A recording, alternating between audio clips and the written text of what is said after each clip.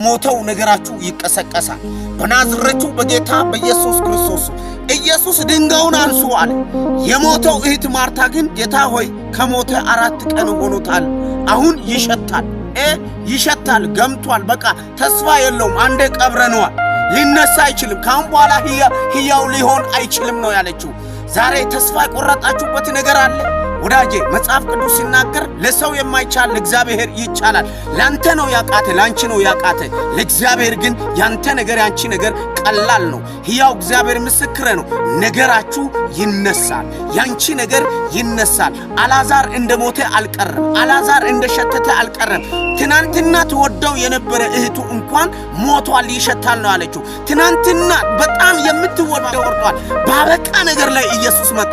ኢየሱስ ሲመጣ ነገርን ሊቀይር፣ ኢየሱስ ሲመጣ የሸተተን ነገር መዓዛ ሊሰጥ፣ ኢየሱስ ሲመጣ ያልተስተካከለ ነገር ሊያስተካክል። ዛሬ ተስፋ በቆረጥክበት ነገር ላይ እየሸተተው ወይንም የገማው ነገር እንደገና ይስተካከላል። ተስፋ የቆረጥክበት ነገር እንደገና ተስፋ ይጨምራል። በጌታ በኢየሱስ ክርስቶስ እመኑ።